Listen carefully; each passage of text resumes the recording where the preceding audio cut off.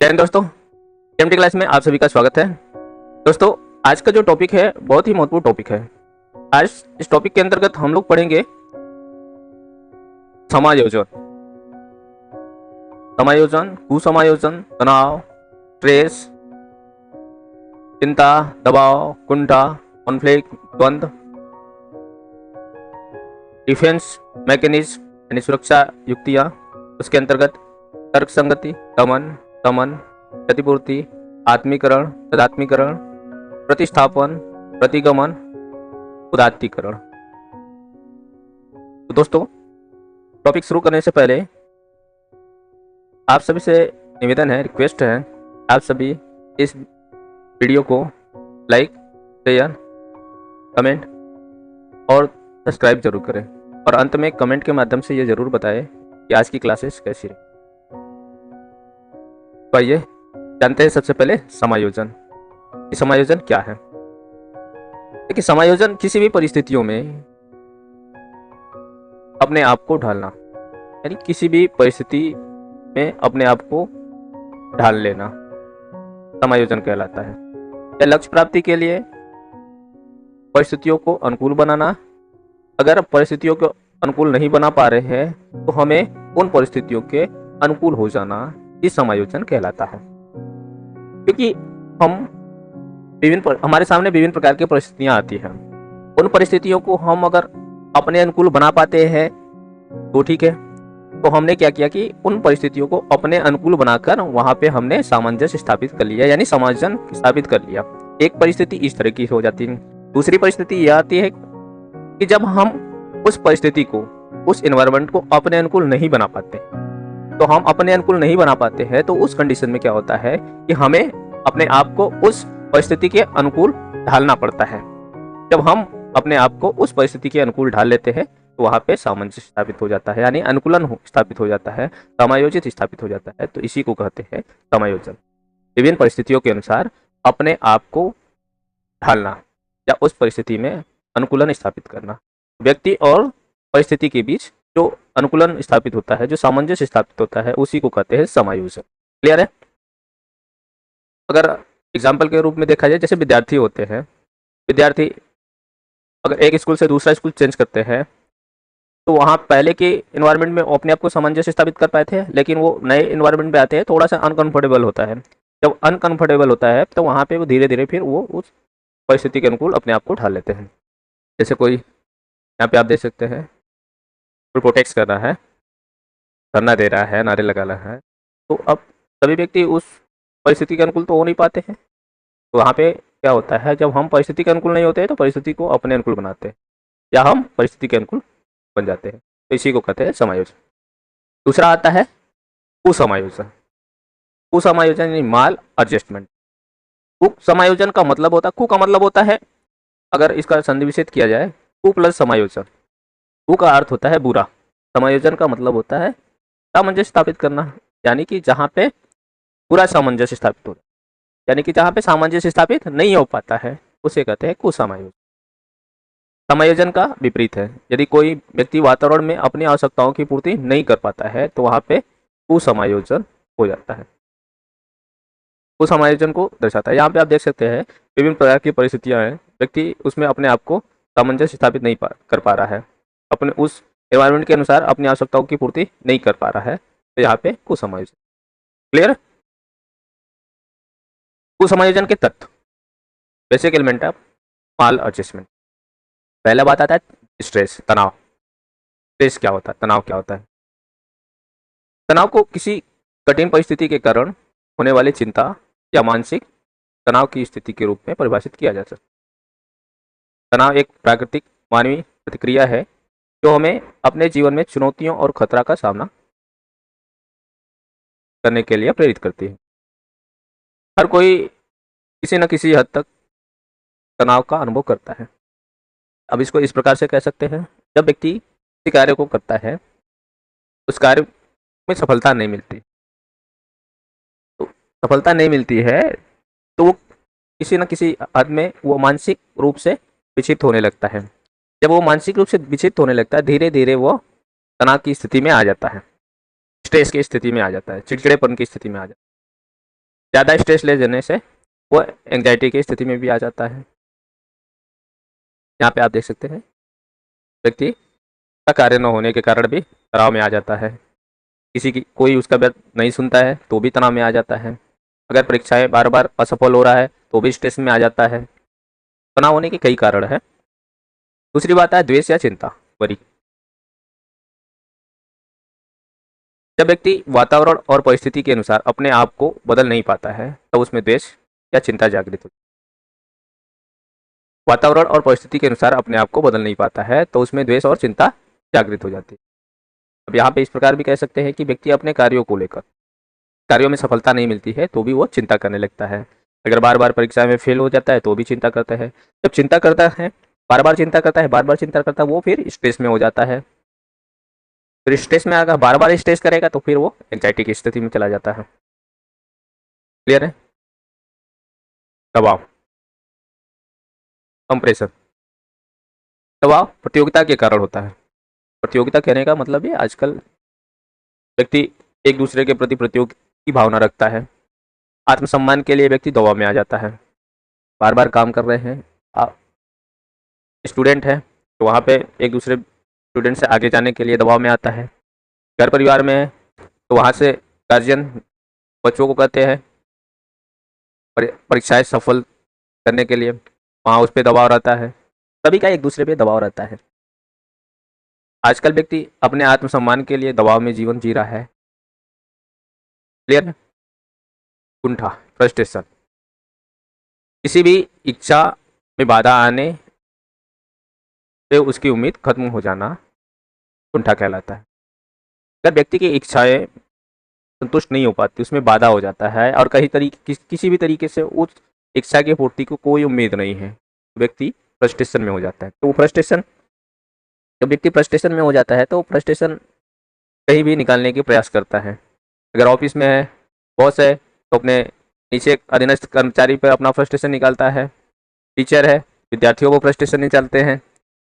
मित्र संगति है तो मित्र मंडली आपस में फ्रस्ट्रेशन निकालते हैं।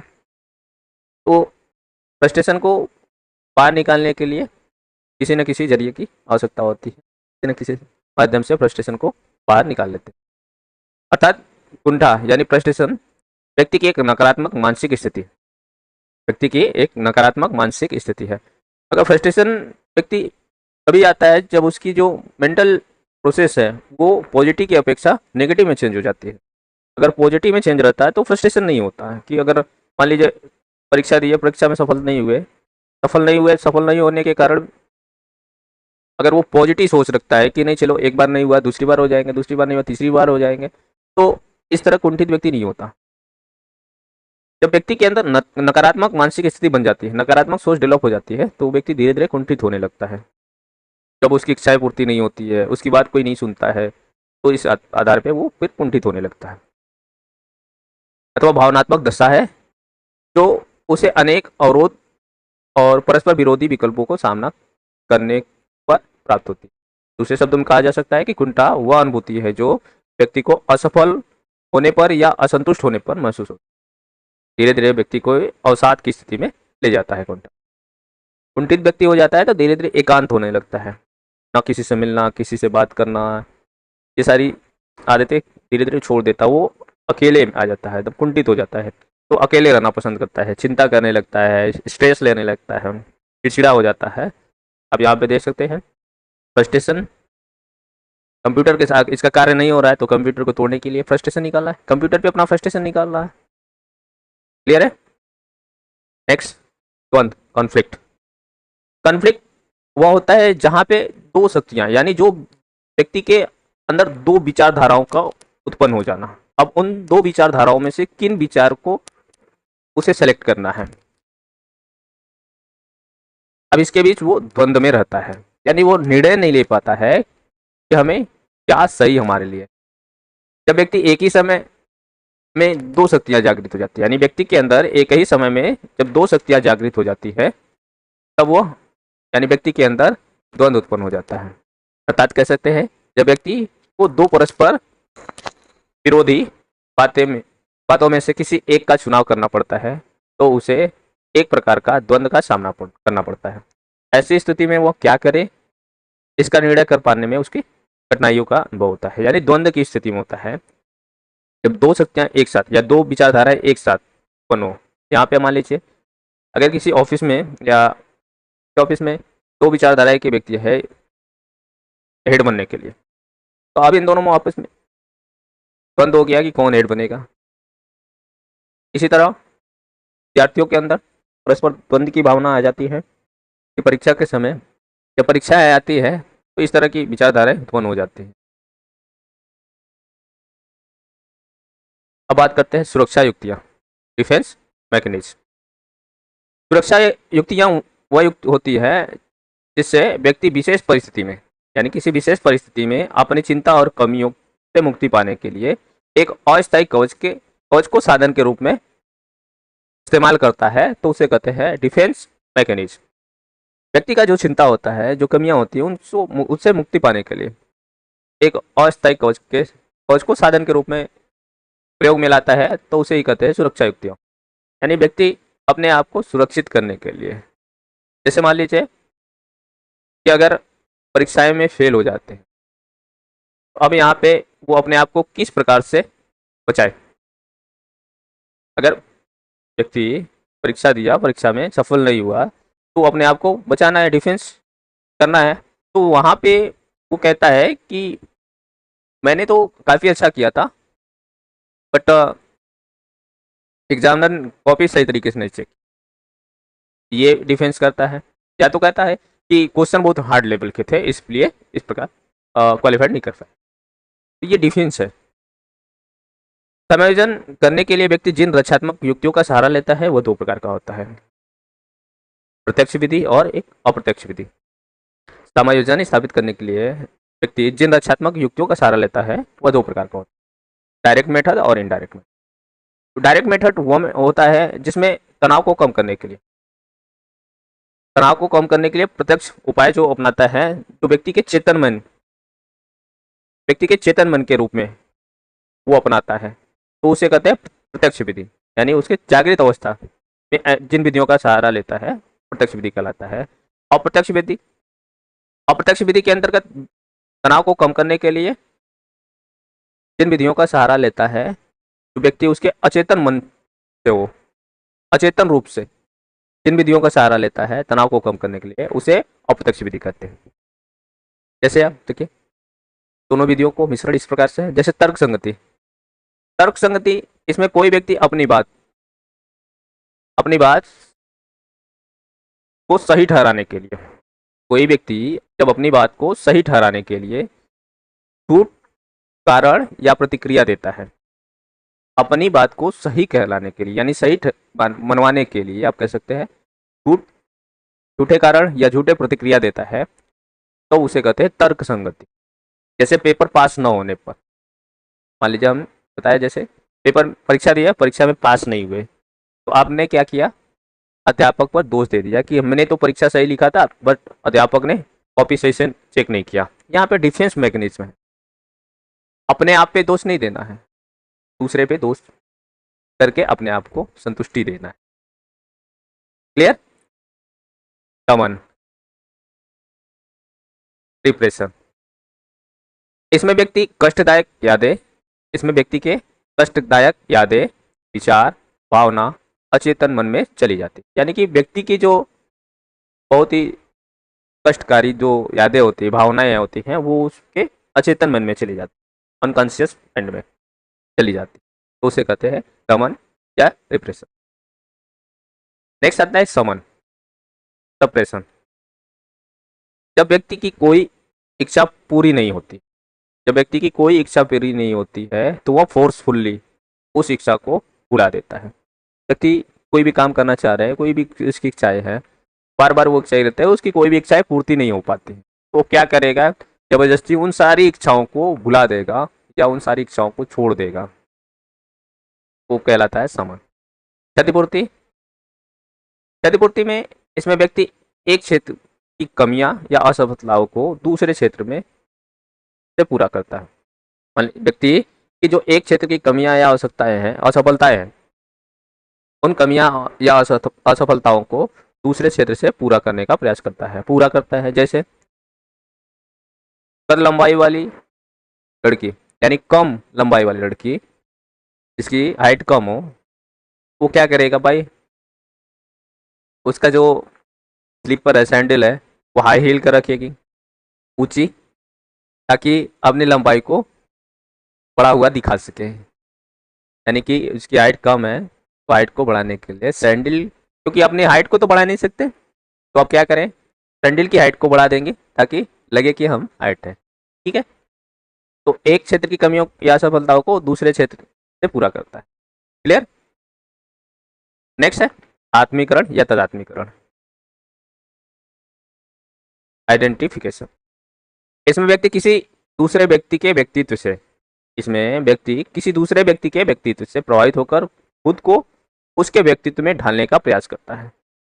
कहने का तात्पर्य यह है, इसमें क्या होता है, व्यक्ति किसी दूसरे व्यक्ति को देखकर उसके व्यक्तित्व से प्रभावित होता है और अपने आप को उसकी तरह ढालने का प्रयास करता है। तो आत्मीकरण या तदात्मीकरण कहलाता है। जैसे सलमान खान को देखकर लड़के बॉडी बनाना शुरू करते हैं कि भाई हमारी भी बॉडी सलमान खान जैसे रहे, तो उसके व्यक्तित्व से प्रभावित हुए। प्रतिस्थापन, डिस्प्लेसमेंट।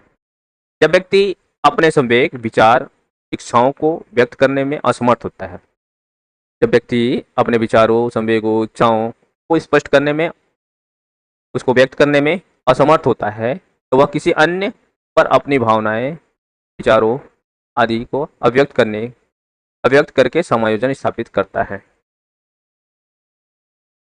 जैसे ऑफिस में बॉस की डांट पड़ने पर घर आकर बच्चों पर गुस्सा निकालना। क्लियर। जब व्यक्ति अपने विचार, इच्छाओं को व्यक्त करने में असमर्थ होता है, जहाँ पे, तो वो अपने विचारों, भावनाओं, इच्छाओं को किसी अन्य पर अव्यक्त करके सामंजस्य स्थापित करता है। क्लियर है। जैसे मान लीजिए अगर शिक्षक घर से गुस्सा होकर आया, घर पे कुछ नहीं कह पाया, तो क्या करेगा, विद्यार्थियों पे अपनी गुस्से निकलता है। ठीक है। आजकल फ्रेंड सर्कल में दूसरे से लड़ाई, दूसरे पे गुस्सा निकालना, आजकल घरों में यही होता है, पति पत्नी में यही होता है, आमने सामने बोल नहीं पाते हैं तो बच्चों पे उस पर गुस्सा निकालते हैं। तो यह प्रतिस्थापन हो गया, एक स्थान का दूसरे स्थान पे परिवर्तन। मतलब एक एक एक क्षेत्र पे नहीं बात कर पाए तो दूसरे क्षेत्र पे लागू कर दिए। ठीक है, स्थान का परिवर्तन। अपने विचारों को व्यक्त नहीं कर पाए जहाँ पे करना चाहिए, तो वो दूसरे व्यक्ति पे जाके अपने विचारों को व्यक्त कर देते हैं। अपनी प्रतिगमन, रिग्रेशन। रिग्रेशन, जब किसी व्यक्ति को कोई तनाव होता है, जब किसी व्यक्ति को कोई तनाव होता है, तब वो उससे बचने के लिए अपने पास्ट जीवन में चला जाता है, अपने पास्ट जीवन में चला जाता है। जैसे गुस्सा आने पर बच्चों की तरह चिल्लाना या तोड़फोड़ करना, प्रतिगमन है। क्या करे, उस चीज़ों को बचना है। जब व्यक्ति तनाव में होता है तो अब तनाव से बचने के लिए अपने पास्ट में चला जाता है। उदात्तीकरण, इसमें व्यक्ति अपनी अनैतिक इच्छाएं, प्रेरणाओं को संतुष्टि समाज के स्वीकृत उद्देश्यों के अनुसार करता है। व्यक्ति अपनी अनैतिक इच्छाओं, प्रेरणाओं की संतुष्टि समाज के स्वीकृत उद्देश्यों के अनुसार करता है। जैसे बचपन में गुस्सैल बच्चे का बड़ा होकर बॉक्सर बनना।